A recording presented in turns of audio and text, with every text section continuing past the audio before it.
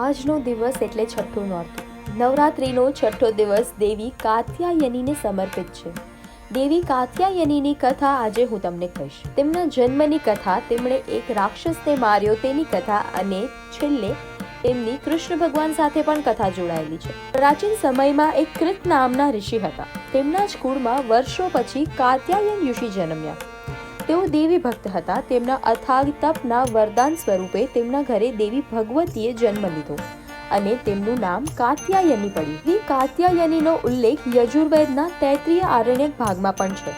સ્કંદ પુરાણમાં દેવતાઓના સ્વયંભૂ ક્રોધમાંથી તેમનો જન્મ થયો હતો તેવો ઉલ્લેખ પણ છે. કાત્યાયની દેવીના કાર્યોનું વર્ણન દેવી ભાગવત પુરાણમાં પણ કરવામાં આવ્યું છે, જે 400-500 CE માં લખાયું હતું. મહિષાસુરના ત્રાસથી જ્યારે બ્રહ્માંડ ત્રાસ પોકારી રહ્યું હતું ત્યારે દેવોની વિનંતીથી બ્રહ્મા, વિષ્ણુ અને મહેશની શક્તિથી દેવતાઓની આંખમાંથી એક તેજનો પર્વત ઉત્પન્ન થયો, જેમાંથી દેવી કાત્યાયની પ્રગટ થયા.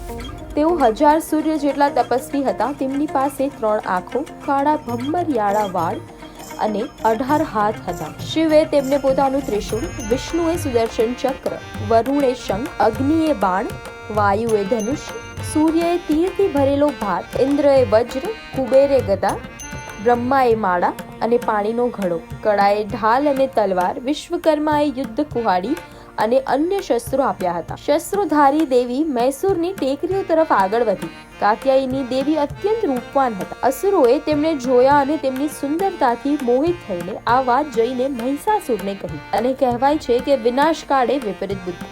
મહિષાસુરે દેવીનો હાથ માંગ્યો અને દેવીએ કહ્યું, તું મારી સાથે યુદ્ધમાં જીત, આપણે પછી વાત કરીશું. સિંહવાહિની સામે મહિષાસુરે બળદ એટલે કે મહિષાનું સ્વરૂપ ધારણ કર્યું અને દેવી સાથે યુદ્ધ કર્યું. દેવી કાત્યાયનીએ મહિષાસુર પર એટલી પ્રચંડ શક્તિથી વાર કર્યો કે તે બેભાન થઈને જમીન પર પડ્યો અને દેવીએ તેનું માથું ધડથી અલગ કરી નાખ્યું. એટલે મહિષાસુરનો વધ કરનાર મહિષાસુર મર્દિની તરીકે પણ ઓળખાય છે. આ સિવાય માં કાત્યાયનીની કથા ભગવાન કૃષ્ણ સાથે પણ જોડાયેલી છે. દ્વાપર યુગમાં જ્યારે કૃષ્ણનો જન્મ થવાનો હતો ત્યારે યશોદામાના ઘરે દેવી કાત્યાયનીએ જન્મ લીધો હતો. વાસુદેવજી કૃષ્ણને ગોકુળે મૂકી ગયા ત્યારે યશોદાજીના ઘરે અવતરેલ શક્તિને મથુરા લઈ આવ્યા અને જ્યારે કંસને ખબર પડી કે કન્યાનો જન્મ થયો છે એટલે મૂંઢ કંસે કન્યાને મારવાનો પ્રયત્ન કર્યો અને જેવા કંસે બાળકીના પગ પકડ્યા અને મારવાનો પ્રયત્ન કર્યો કે તરત જ માં જગદંબા કાત્યાયની તેમના મૂળ સ્વરૂપમાં આવ્યા. માં કાત્યાયનીનું વિરાટ સ્વરૂપ જોઈને દેવોએ તેમની સ્તુતિ કરી અને તેમને શાંત કર્યા.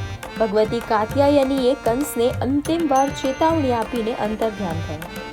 એટલે દેવી કાત્યાયનીને શ્રી કૃષ્ણ ભગવાનના સહોદરી પણ કહેવાય છે. કૃષ્ણ ભગવાનને પતિ તરીકે પામવા માટે ગોપીઓએ યમુના તટે દેવી કાત્યાયનીનું વ્રત કર્યું હતું.